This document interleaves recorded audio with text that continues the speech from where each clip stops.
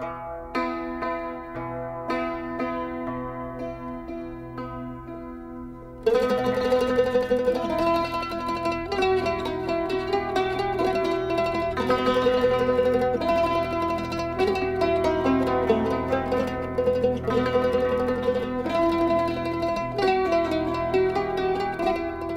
name is Amanda Weiss, and I am the Director of Student Engagement for Oregon Hillel, which is the foundation for Jewish life on campus.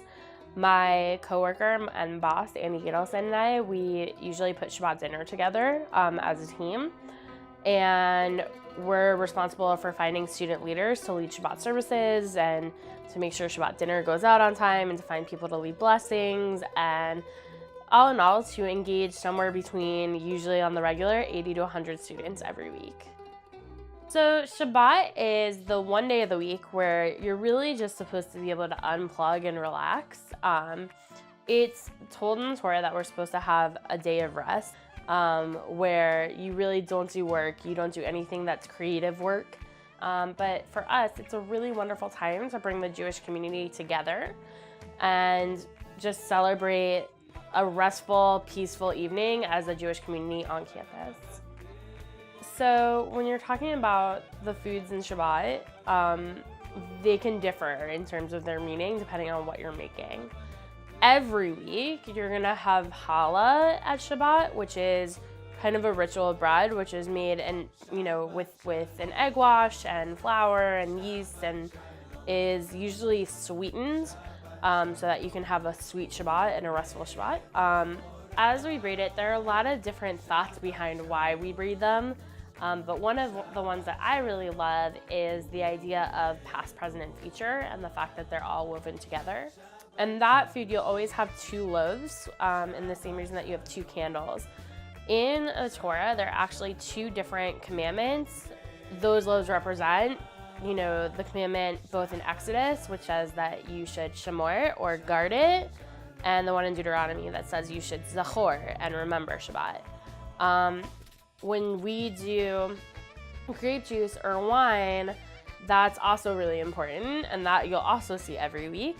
And the idea is that God gave us fruits from the vine to be able to kind of take delight in and enjoy and be able to have sustenance.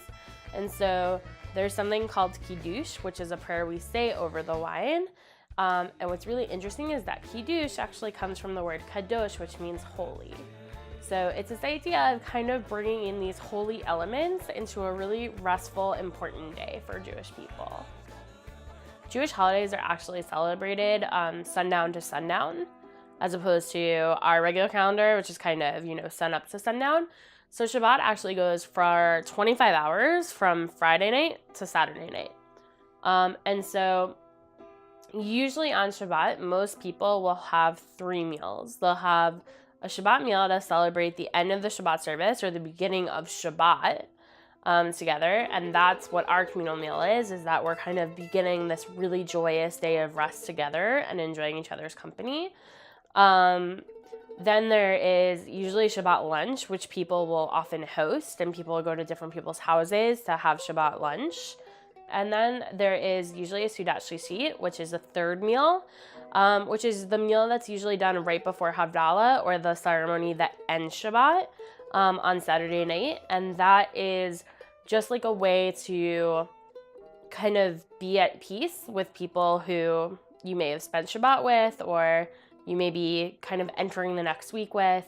And those are kind of the values behind it. It's this idea in Judaism that you're never really alone. You always have a community with you and behind you to help you get through very difficult but also very joyous times.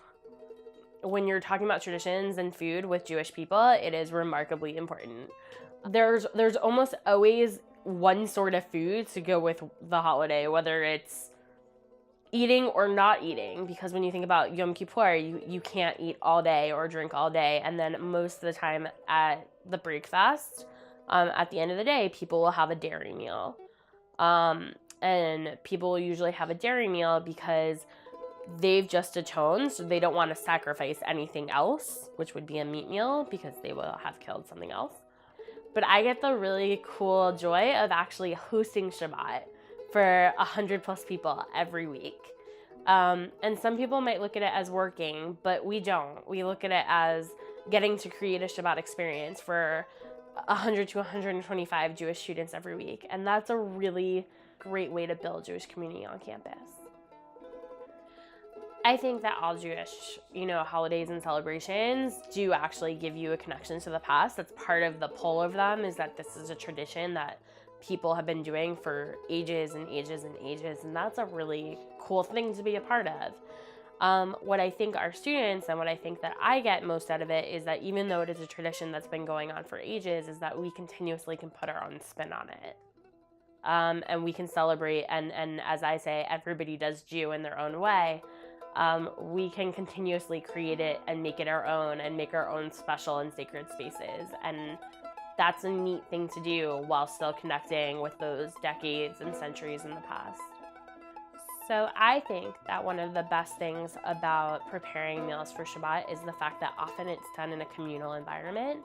And one of the best things about Oregon Hillel and doing Shabbat here is that our kitchen is full of students that are pitching in and working together to create this Shabbat experience for themselves and for their peers.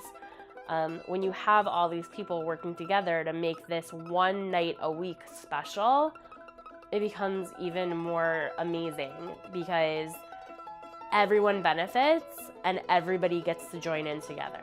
Anyone can be a part of making Shabbat happen, and anyone can come and learn how to braid a challah or learn how to make matzo ball soup or, help create dinner. And that's neat. And I think it matters to people.